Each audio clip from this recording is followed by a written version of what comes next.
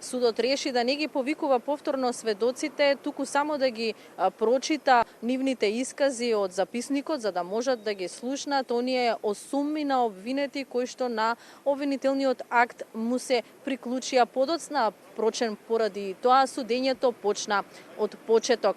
Инаку да кажам дека пред да почне ова денешно рочиште во големата сала во Врховниот суд стана еден од обвинетите, еден од првообвинетите и рече дека, односно и се пожали на судиката дека при транспортот од истражниот затвор го газеле и го удирале лица од припадници на специјалната единица.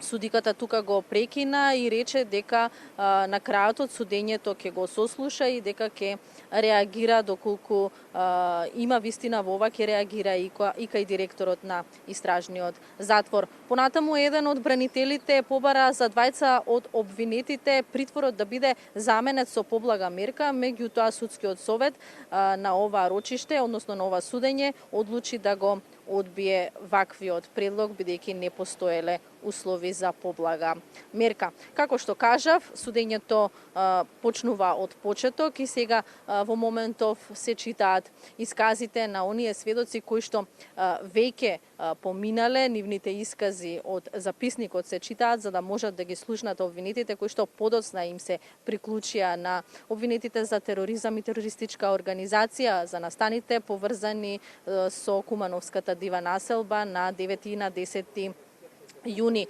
Судењето минатата година, судењето почна од почеток и сега во големата сала на Врховниот суд има дури 37 обвинети.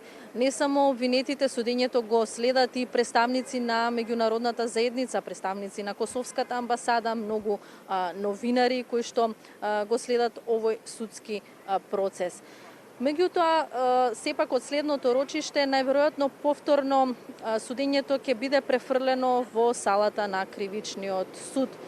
Тоа е така бидејќи веќе од следното рочиште, кое што е закажано за четврток, најверојатно ќе почнат да се читаат исказите на заштитените сведоци. Заштитените сведоци, нивните искази не се достапни за јавноста, па така овие ќе бидат изведувани, односно сведоците, заштитените сведоци ќе бидат испрашувани во салата на Кривичниот суд, затоа што само тука постои техничка опрема за испрашување на заштитените сведоци, па поради тоа веќе од четврток, како што кажав, судењето ќе биде затворено за јавноста.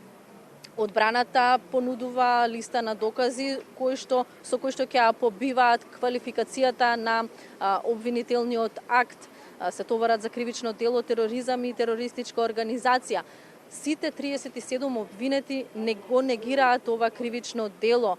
Не негираат дека биле представници на воена група, меѓутоа дека не се работи за тероризам и терористичка организација и токму ваквата квалификација одбраната ќе ја побива со доказите.